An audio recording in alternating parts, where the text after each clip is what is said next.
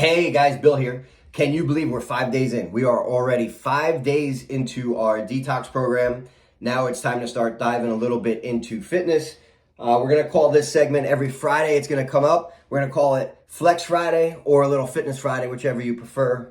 We might go with a little flex just to get a little crazy on this side. But before we get started, a quick question for you. If your goal is to lose weight, what kind of exercise is more important? Strength training or cardiovascular training? If you go into any gym anywhere in the country, you will see cardio equipment is probably 2-to-1 to the strength training equipment. Hate to break it to you though, the answer to the question is strength training is more important. The reason why is as we build lean muscle, our body becomes more efficient. When it's more efficient, it's going to be burning. It's going to be like your furnace. It's going to constantly be burning energy. If cardio is great, heart health, everything, cardio exercise has its place. But once you return to your resting metabolism, that's the end of the burn, for lack of a better word, that you're going to get from it. With strength training, as you build lean muscle, your burn is going to last longer. You're going to burn more calories throughout the day because it takes more energy to sustain lean muscle than to sustain fat. So how do we go about creating this lean muscle? Obviously through strength training. And I'll say this for the ladies especially. Ladies and men have two exact opposite problems. Women, we have to try to convince them to lift more weight. You're not going to get big and bulky, but you want to challenge the muscles, and I'll get into that in a second. Guys, yes, you want to lift heavy weights, but you want to lift it with good form. Don't pay attention to the number, the amount of weight you're lifting. It's the exact opposite. Guys, you kind of have to temper them back a little bit because it's, how much did I bench? I don't care how much you benched. I care how you benched it. That's what it comes down to. But how do we go about it? There's a principle that we could get a little complicated, but I'm going to keep it simple. It's called the overload principle. Basically, what that is saying is you want to, every strength workout, you want to overload your muscles. So what does that mean? Let's say today's workout is push-ups, and normally you've been doing 15 push-ups. Well, you know what? We're going to overload today, and we're going to go to 16. Well, now you did 16 push-ups. You went one over. You have overloaded the muscle. You're going to force it to adapt. That is the overload principle in a nutshell. Do one more rep, one more pound, anything along that throughout your workout, and you've had a successful workout. When I'm training my athletes, we'll track how many pounds they lift throughout a workout. And if on Monday they lifted 1,500 pounds total, not just in one exercise, total weight lifted was 1,500. And then the following Monday, we go through that same workout and they lift 1,501 pounds. Their workout has progressed. They have gotten stronger. In theory, they are building more lean muscle, which is exactly what we want. There is a book out by Ed Mylett. It's called The Power of One More. With exercise, it hits the nail on the head. Do one more. Do one more than you think you can. Go, if you're on a treadmill, go one second longer. Go 1 mile further. Go do one more of what you thought. Do 1 minute more. That's probably more realistic than 1 second. Do 1 minute. Don't do 1 second. Go an extra minute. When you're exercising, do one more rep. Do one more pound. One more push-up. Do that one more. And the power of one more can apply to everything. It can apply to absolutely everything you do. Do one more of anything and you stack those one more on. Well, guess what? You've made progress. Let's use push-ups for example. Let's say today you can do 10 push-ups. And we say every day do a push-up, but you're going to add one to it. It's the compounding effect. By the end of 30 days, how many push-ups are you going to do? Well, we started at 10, so we're probably going to be at 40. Just general math, you're adding one to it every day, so by the end, we're going to be at 40. You've overloaded the system. You are now 4 times stronger, I think it's 4 times, math, whatever, stronger than what you were when you started because you overloaded the system each day. Now I'm going to go back and change something a little bit. We do not want to work the same muscles or the same exercise every day. I was using the push-ups as a simple example there. Your muscles get stronger and you build lean muscle as the muscle has a chance to recover. If you're not giving the muscle a chance to recover, you're not going to get stronger. You're not going to build that lean muscle. You're not going to build your metabolism. You're not going to be able to eat more calories without any weight gain. So with that said, we are going to go into, I have two things that I'm going to leave you with today. First is your homework for the week. So your homework for the week is you have 3 exercises. You are not to do them on the same exercise on back-to-back days. If you are exercising now, you can do all 3 of these in a day, then take the next day off, then do all 3 of them in a day. If you are not exercising today, you would start with a 30-second plank. You're going to go down, hold a plank for 30 seconds. I will show you that in a second. The second exercise is 50 push-ups, and the third exercise is 50 squats.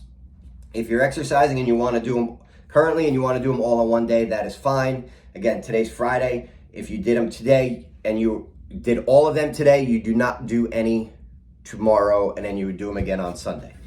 If you are not exercising, we're going to do 1 a day. So we're going to start with a 30-second plank. So with the plank, I'm going to give you the choice if you want a high plank or low plank. Hopefully you can see me. My room isn't that big where I'm at. A high plank, we're in a push-up position. Focus on pulling your belly button into your spine. You're going to hold it for 30 seconds, and every time I do this, the dog comes wandering in. Hello. So that's the 30-second plank. Second is push-ups. Push-ups, you are in that same position. So we're up on our hands. When you are doing a push-up, Shadow, move. Thank you. You want to, as you come down, your elbows are coming in at a 45-degree angle. If your hands are too wide, your elbows are going to stay out wide. If your hands are too close, your elbows are going to stay right next to your body. Your elbows should tuck at about 45 degrees, whether I am from a full push-up position or right now I drop to my knees, same exact thing. And then our last of the 3 exercises, the 50 squats, I'm standing here. When I squat, I want to focus on, stay down. I want to focus on my hips coming back and then back up. So I'm squatting, hips back and up. The key is watch my knees. If I push back, my knees are going to stay back. If I just focus on going down, watch the difference in my knees now. I come down, my knees are going to come forward, my heels come up. That's going to put all the pressure on your knee. Focus on butt back, and when the butt goes back, I also want to keep my knees out. Don't let your knees, as you come down, your knees are going to want to have a tendency to do that. Avoid that. Focus on knees out, butt back, and that will be the proper way to do a squat. Also, when I'm squatting, if I was holding a weight, here's my weight. My pen is my weight. As I come down, if my butt is going back, stop. My butt's going back, that weight will go straight up and down. If my butt is not going back, stop. If I'm just going down, when I go to come back up, the weight's going to shift forward and then go back. That's what's causing your weight to go forward. You want to sit back, keep that weight back. If you're using a weight, the weight should go straight up and down. It shouldn't have a down and a shift to it. It should just go straight up and down. So those are the 3 exercises. Now today we are going to do a little challenge against yourself. We're not competing against anybody else. If you want to enter for a prize, package of sleep strips. You're going to do the challenge, and then comment in the comments. You're going to write how high you got. So the challenge is we're going to go for 5 minutes. You're going to start with 6 squats. So I'm going to do 6 good squats, 2, blah, blah, blah. I went all the way to 6. Then I come down. I'm going to do 6 push-ups. Then I'm back up. 7 squats, 7 push-ups. And we're going to keep going for the full 5 minutes.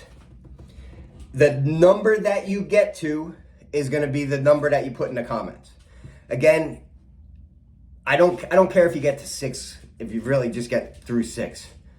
That's fine. It's more for, we're going to do this again at the end, and we're going to see where you're at. If you want to enter into the contest, write in the comments below how high you got, what number you got to. If you do not want to enter in the contest, that's fine. You can add it. You can put it in there. You don't have to put it in there. But I recommend doing this. It's a good way to see where we're going with it. See how you progress from day 1 to day 30. And that's that. So again, do the test, 5 minutes. Start at 6 squats, 6 push-ups, then 7 squats, 7 push-ups. You're gonna work your way up as high as you can in those 10 minutes.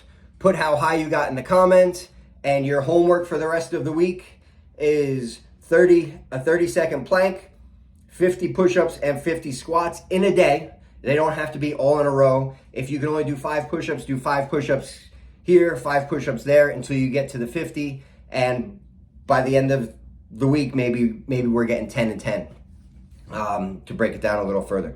And again, if you are currently exercising, do all 3 in a day, then take a day off. All 3, take a day off. If you are not currently exercising, choose 1. So today we're doing the squat and push-up challenge. So tomorrow you would go with the plank. Then Sunday you would go either with the squats or push-ups, and then on Monday, whichever one you haven't done yet, and then you go back to the plank. So that's all we have for today. Fitness Friday, Flex Friday. Let's get after it, guys.